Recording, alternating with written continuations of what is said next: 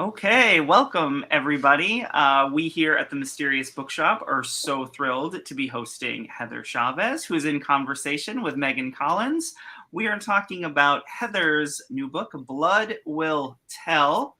Look at this. We have copies, and we do have signed copies here at the Mysterious Bookshop.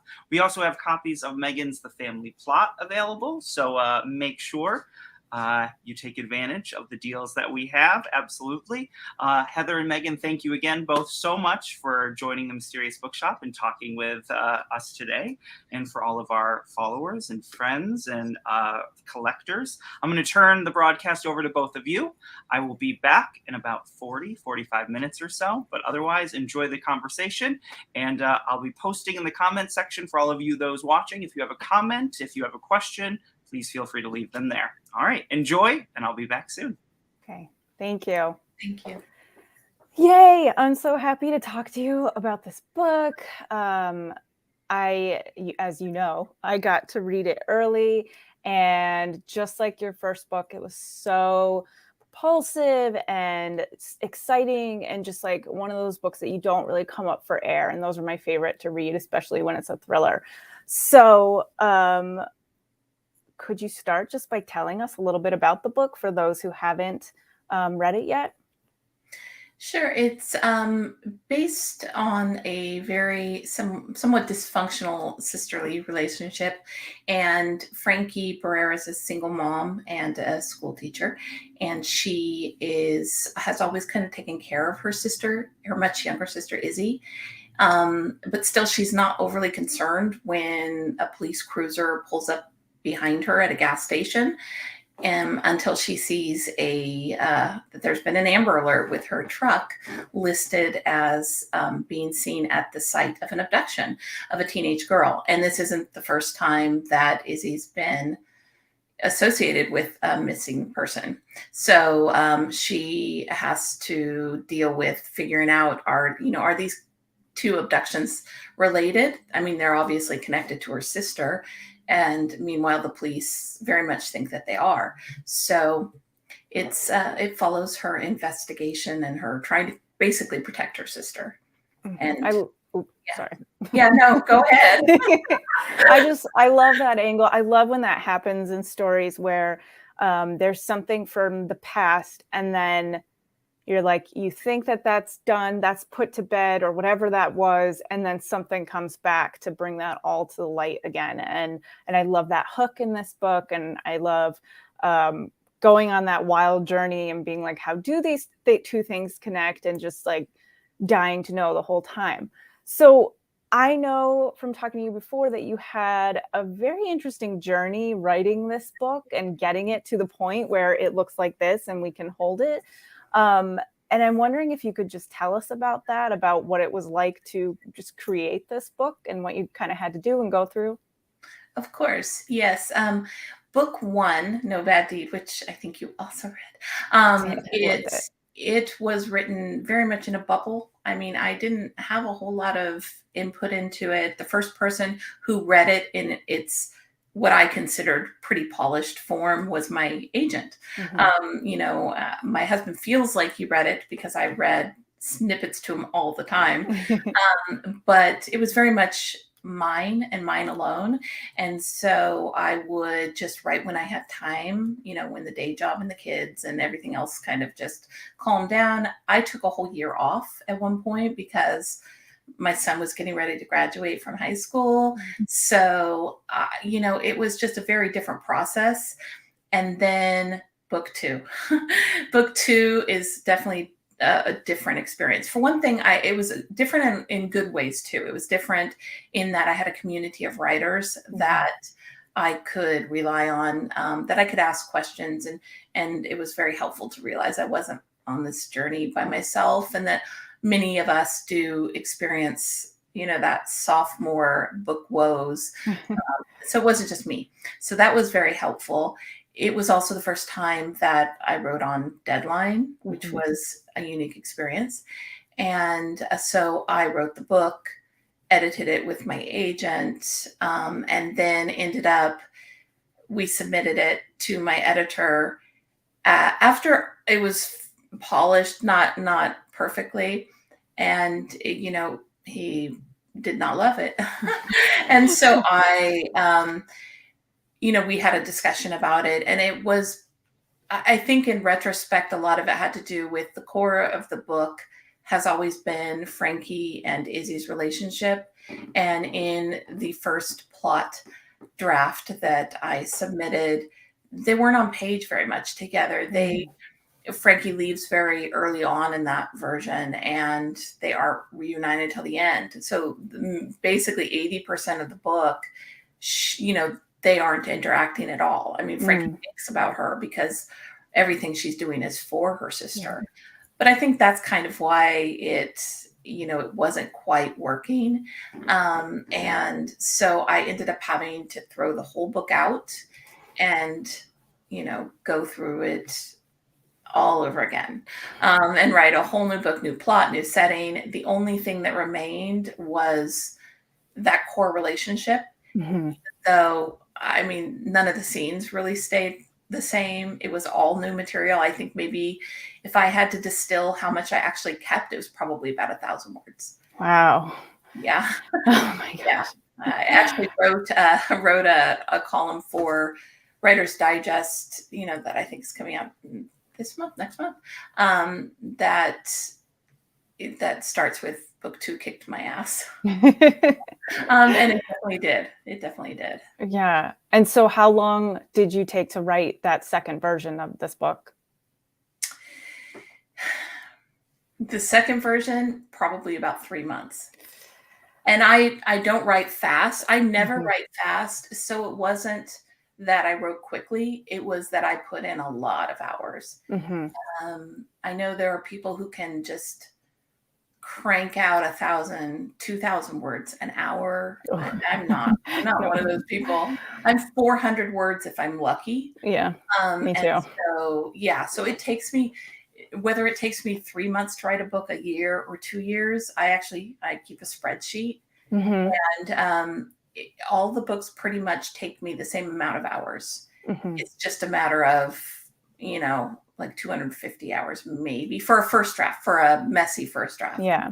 And I can't write faster than that. So I have to put in that amount of time. And so I just basically didn't sleep for 3 months.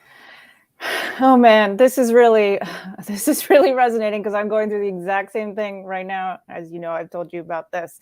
But the fact that you did all that and that you did it in 3 months and came up with this, like, for me personally, that's very inspiring because I'm hoping to work similar kind of magic. Because there is like that moment when you worked on something for so long and so hard and put so much of yourself into it. And then you get that news from your editor, like, this isn't it. Like, no, let's start from scratch. It's so devastating. And I just wanted to like touch on that a little more. Like, how did you deal with that initial reaction from your editor? Did you have because I know when it happened to me, I, sobbed for a while. I was like sort of paralyzed for a while with fear, and then sort of got back to it. But how did you deal with that? Well, the first thing I did was, my agent and I communicated first, and then my editor and I spoke pretty immediately after. And my editor, for one thing, was very, very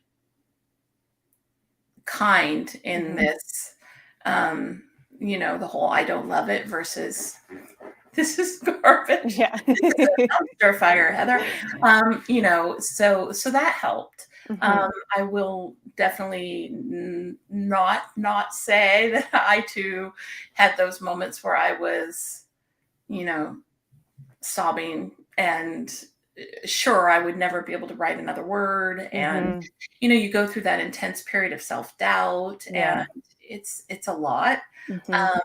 One of the very first things, I think the very first day I made a power anthem playlist from Spotify. And then I just like, okay, I've got to get through this. I've got to get through this. Yeah. And then when I dove in, I actually, one thing I found, and I think the reason I could put in more hours was I had written what I feel like I say this isn't book 2, it's books 2, 3, and 4. Mhm. Because the version 1 and version 2 of the books were very, very different. Mhm. And book 3 was entirely different. So book 2 is really book 4. I knew the characters. I mean, that's the one thing, is I knew Frankie and Izzy and the parents and Julian. I knew them, even though the supporting cast kind of evolved. Mhm. I knew that core family relationship. So I found myself being able to write more with more authority than I normally would have, because I knew them. I'd Yeah. already written their story, even though they weren't interacting, and even though it wasn't, it was a totally different plot, it was still felt very much like I knew them. So it Mhm. made it a little bit easier, but I think just, yeah, it was tough. Yeah. I think I'm gonna need your power playlist if you can send me that.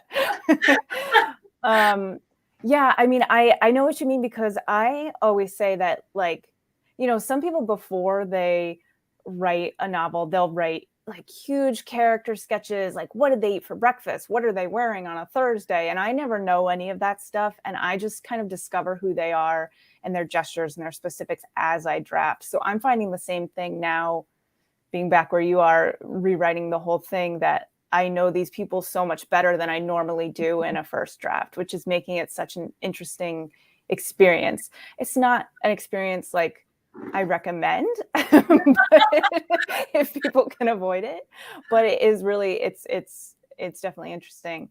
So I want to talk, though, about that sister relationship between Frankie and Izzy, because that is the thing that really stands out in this book, and sets it apart from other thrillers and other just like pulse pounding stories.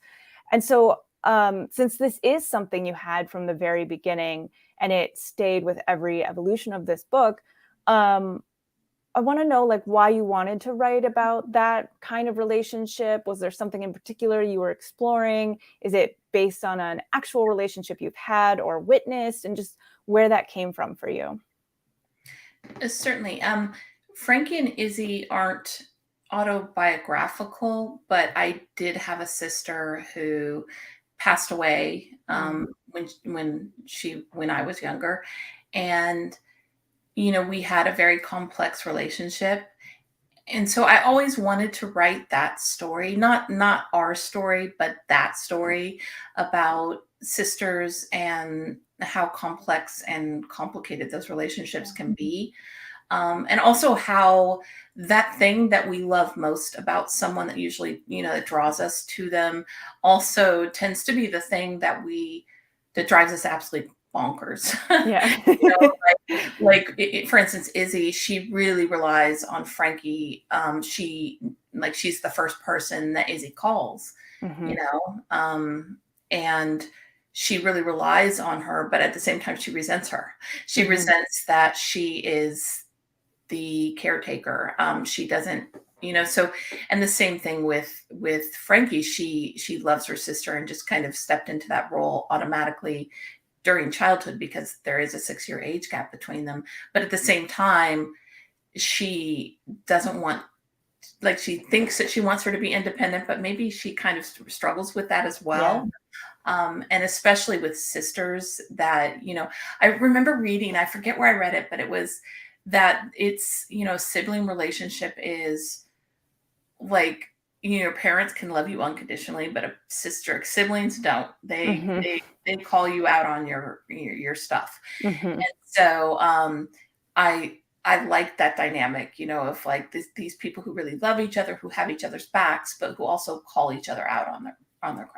Yeah. And so I really want to explore that, and especially when they kind of see a little bit of themselves in each other too. Mm-hmm. And so, that is, no one wants to see themselves in somebody else.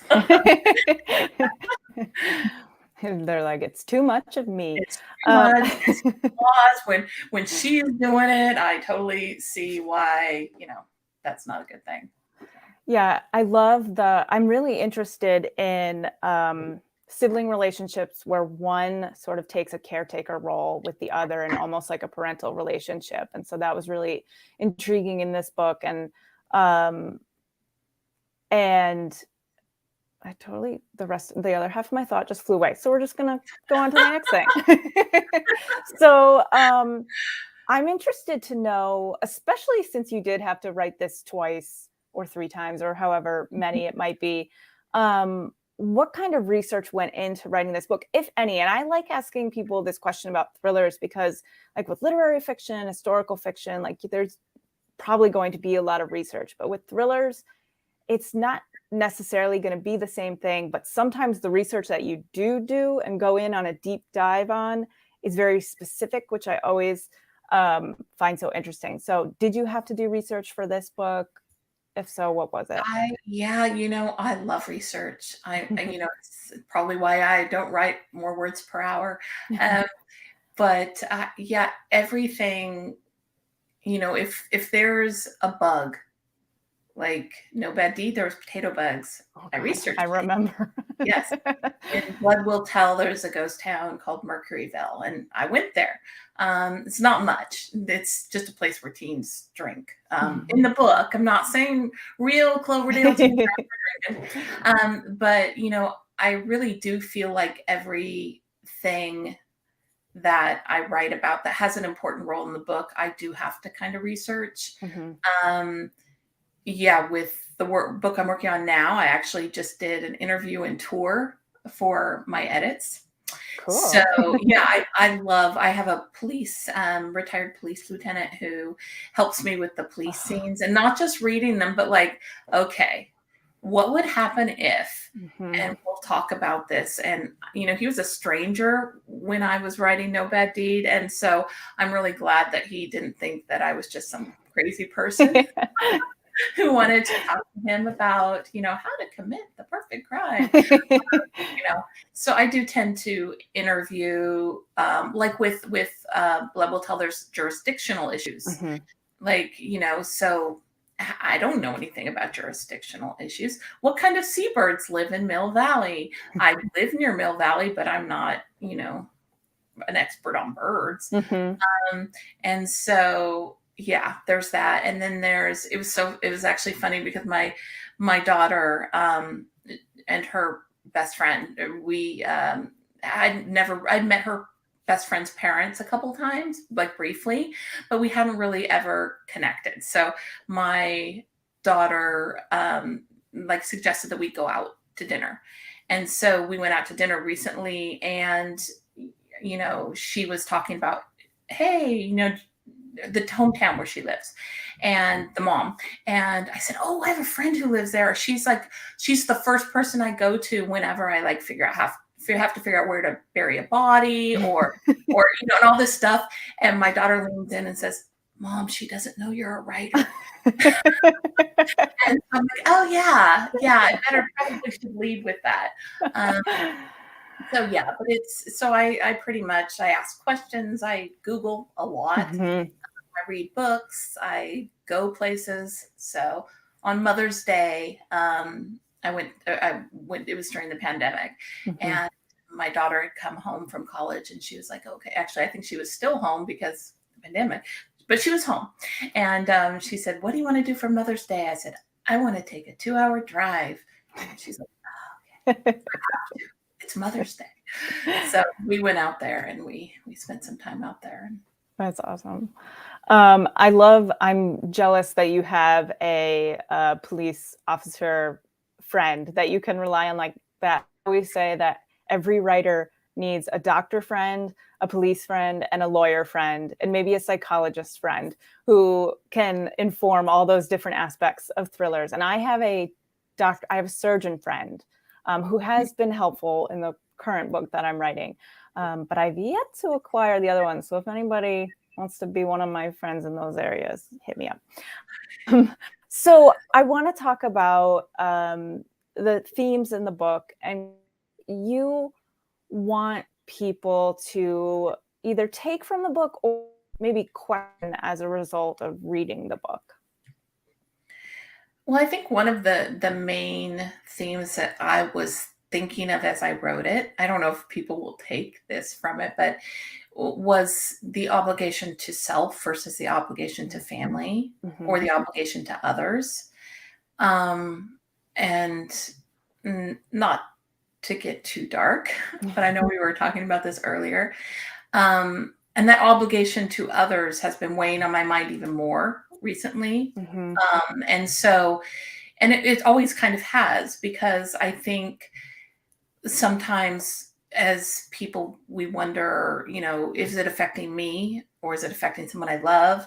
It's like circles, you know, the further out you go, the more distant people can sometimes, including me, can allow themselves to be. And so that was kind of resonating with this book. Just, you know, Frankie has given up a lot. I mean, she is somebody who does sacrifice herself and her own desires for her family. And so, you know, she still is very happy in her life, but, you know, at what point is she doing harm? And does she not also have an obligation to maybe other people who her sister has impacted? So it's like, who are we responsible to, and what kind of choices can we make that are ethical, but also driven by, you know, your own heart. So that's, I don't know if anybody else got that when they were reading the book. I definitely did. Yes. I loved that about it. And it goes with what I was saying before about how I'm really interested in sibling relationships where there's sort of a caretaker role, because often in those types of relationships, the sibling has had to grow up quicker, or has had to take on much more than they should have. And so it does become that thing where you kind of forget that, okay, well, you yourself are also a person who has your own needs and desires, and you need to tend to those as well, instead of just making sure that this other person is okay, even though that is a noble and great and wonderful thing to do. And I love that tension in the book, back and forth. I think that's really special. That's, not to interrupt, but that's one of the things I absolutely loved about the family plot. Is that you have this, I mean, we'll take a quick like breather moment to encourage everybody who hasn't read it to read it, which I do at every opportunity. And I'll say it again, it's poetic on a line level. I know you get sick of hearing that, but it's just an amazing book. But one of the things that I really loved about it was the dysfunction in the family. And you get this feeling of connection, but there's dysfunction. And that's sometimes how families are. And so, you know, I really like that in your books as well, that exploration of that, and the connections you feel between the characters, that maybe they're not always healthy, but they're us. Yeah. I'm definitely drawn to writing about family dysfunction all the time. And in the one I'm working on now, it's a little departure in that they have no idea that they're dysfunctional, whereas usually my characters do. But they're like, no, we're great. We have the greatest family. And then it's like, well, let's look. Yeah. Oh, so that's what you wanted readers to take from the book, or hoped that you might convey that. I'm curious to know what you took from writing this book, because I always find that I think, like, when I start writing a book, I think I know what I'm doing.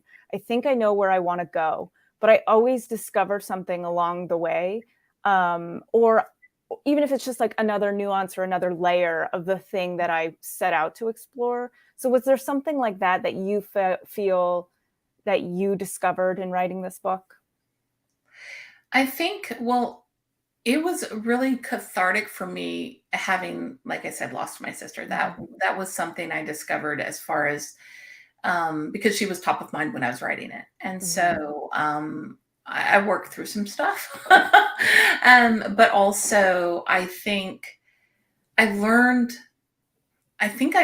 honestly, the biggest lesson I took from the book was, we've already talked about, which is that the worst thing a writer can do is not to have your editor hate your book. It's to give up on your book.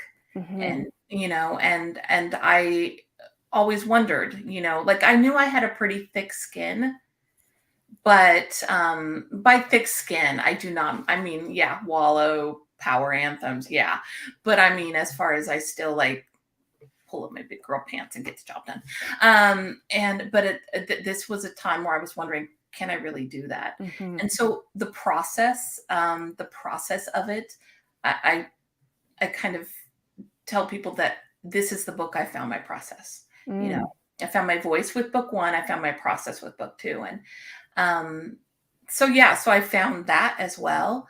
And I also learned what really does not work for me and what does. And I did something unusual with this book, which is that I wrote out of order because I was on such a tight timeline. I never do that ever. And I've never done that. Yeah, I did this time, and it worked for me with this book. So, you know, and I also realized how much I love flashbacks, like you do. I mean, like you were mentioning that I touched on a lot of backstory in No Bad Deed, but this is a book where that was the last thing I did. I actually submitted it to my my editor, and then had to go back and like, no, this book needs flashbacks. So I went really quickly, devoted a whole week of just like, okay, let's explore. Some of it was already there in like different narrative form, but I went back and just added that. So I learned kind of what I like as a reader, what works for me, what doesn't. So. I want to talk about that for a second. The whole flashback thing, because flashbacks can be amazing, or if they're not done properly, they can take you out of the action in a way that you're like, well, I wanted to know what happened next. So how do you put in the flashback in a way that still keeps people invested in the current story and doesn't feel like, I have to sort of just like get through this to get to the meat again? How do you make it feel organic or something that's not just plopped in as like, here's some information? Well, I think one of like with No Bad Deed, I think it really wouldn't have worked as well. I actually did write a bunch of diary chapters from one of the characters' points of view. And I loved those chapters, but I never showed them to anybody because they really did slow the action. They kind of stopped it because it was about this person growing as a character and some of the backstory. And it was really it wasn't the catalyst for any of the book. There was no inciting incident. It was just interesting backstory stuff. Whereas with Blood Will Tell, the reason when I finished, I felt like something was missing because one of the there are basically two key mysteries, if you will. I mean, there's twists and there's other things, reveals and stuff, but the two core mysteries are what happened to Marina in present day and what happened at Mercuryville 5 years before. And you were getting all of the Mercuryville stuff through exposition, and it felt very unreal.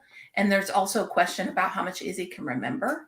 And so she was, is she reliable? Is she saying she can't remember, but she really can? And so there were things that she would never say for whatever reason. And so I felt like you had to have the little glimpses to really know what happened. You needed to get the glimpses from the past. So I feel in this case, it works because it is one of the key questions in the story. And but if it's just backstory for backstory's sake, I don't think I would have handled it in the same way. Like with the book I'm working on now, there's definitely backstory matters, but there aren't whole chapters dedicated to it. So you've talked a little bit about Blood Will Tell as well. Not Blood Will Tell, that's the book we're talking about. No Bad Deed, which is one of my favorite debut novels ever. I read that book in 24 hours and I couldn't come up for air. It was just and then the bugs, and there's images that just haunt me. So good. But so besides the process being kind of different with Blood Will Tell, what did you do with this book that was new to you that you hadn't done with No Bad Deed? Maybe it is the flashbacks, or is it something else? Well, I think with No Bad Deed started out third person, 3 points of view.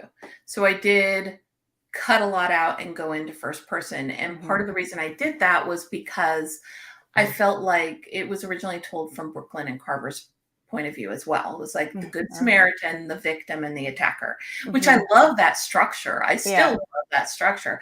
But then when I got to the end of the first draft, I was like, Cassie doesn't get any of the interesting parts. And so I basically was like, this is Cassie's story and she's going to tell it. And so this one I knew it was going to be about the two of them. So it was a totally different experience, because I knew going in that I was going to explore 2 points of view, even though I don't really get too deep into Izzy. Her viewpoint's a little bit more distant. It's third person versus, and it's also a very small chunk of the book. It comparatively maybe 10%. It's not equally weighted at all. But I think telling a story from 2 different perspectives was something that I tried before, but didn't feel like it was quite working. So this one, I felt like I actually tried to stick to the model of the first book, which was first person, 1 point of view. And then I got to the end and I had the opposite reaction, which was, oh no, this needs another perspective. So I think trusting my instincts and understanding that not every book is the same, even if you're the same author.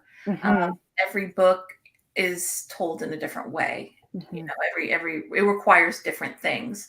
And a different lens. So that's, I think, one of the things that was different for book 2 is I kind of embraced that more, I think. I love that it was the opposite of what happened with the first one. And I mean, people always ask me, like, does it get easier the next book you write and the next book you write? And I'm like, no, it gets harder, because it's always, you think it's going to get easier because you've done it before, but then you're like, each book demands its own thing and its own process, kind of, and you have to find that and stumble along. And so it just kind of always feels like you're groping in the dark for whatever this story is. I want to get to this question that's in the comments. Susan said, for both ladies, what 3 writers would you invite to a dinner party? You want to start? Well, gosh, that's so difficult. I know. Yeah, no, I think I would invite Lisa Gardner. I love Lisa Gardner. Anybody who knows me knows how much I admire her work. It's you, because you're amazing. I don't know, because I feel like, I don't know, am I supposed to go aspirational or people I just want to chill with? Yeah, I know. That's a good question. I'd also like to chill with Wendy Walker. I've chilled with Wendy Walker. She's awesome. Can we just fill the houses with female thriller writers? I mean, I'd like to get some male perspective too, but so that I named at least 3, right? Yeah. I think I will also take you to my dinner party so we can be in the same space instead of just virtual. And I'm going to go with people I've never met before. Oh God. Suddenly it's that thing where I'm like, I've never heard of an author. I think maybe Emily St. John Mandel, who wrote Station 11, because it's just one of my all-time favorites. And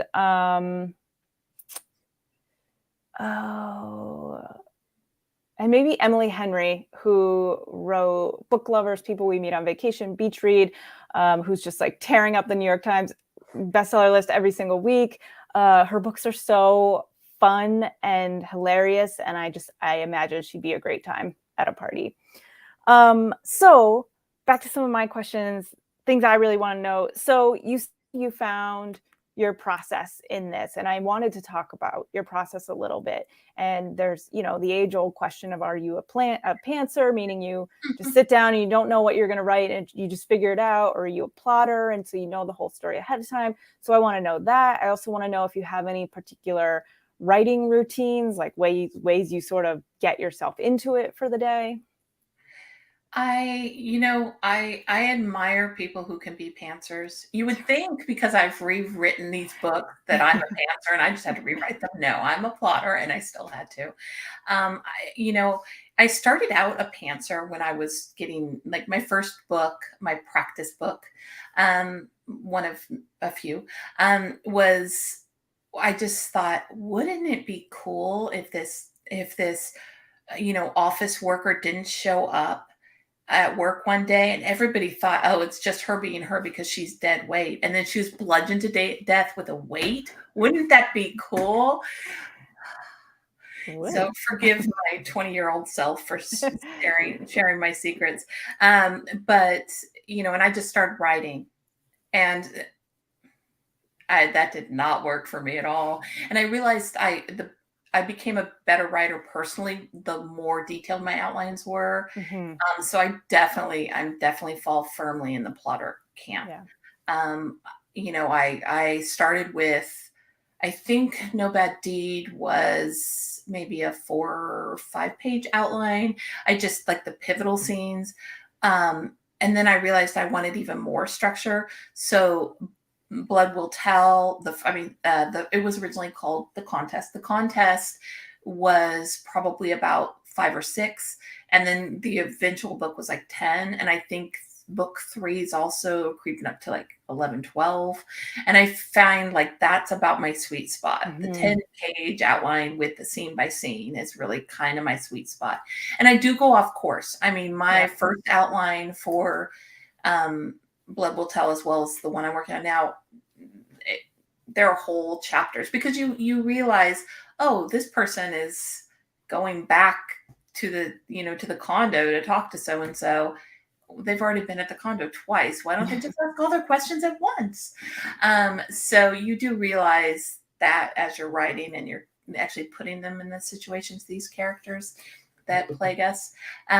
So I'm definitely a plotter, Mm-hmm. but I do tend to sometimes go off course sometimes. But I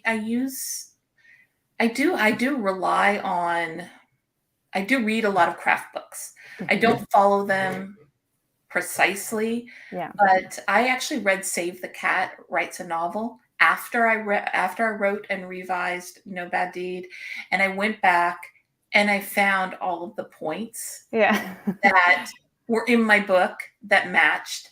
And I was like, oh my gosh, I did Save the Cat Writes a Novel without having read the book. And it made me realize, oh, wouldn't I have saved like 5 drafts if I could read it first? Just to be aware of like kind of momentum and the various things. So I do read that and other craft books.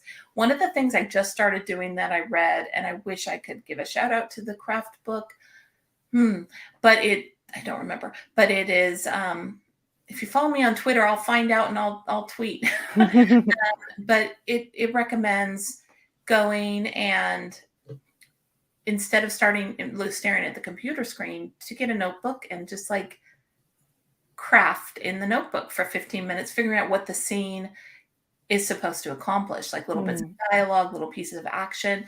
And I did just start that. But then I got deep into edits. So so I don't know 100%. It seemed to be working. It seemed to be making me a faster writer.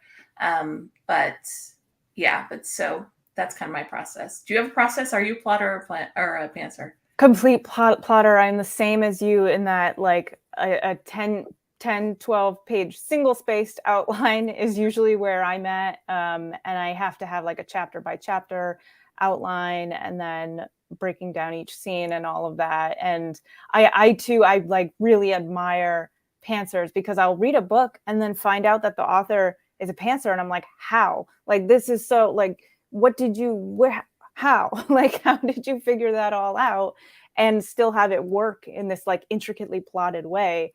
But I mean, I guess we're all just like doing the same things, just at different stages. the pantser first draft is basically creating an outline, but or you're sort of discovering the outline as you go. And we have that outline, and then we do the draft, and we're kind of pantsing our outline. So, and this person, V. Edwards Clark, asked a question about being a plotter. As a plotter, do you start at the end, or do you consider alternative beginnings before you commit?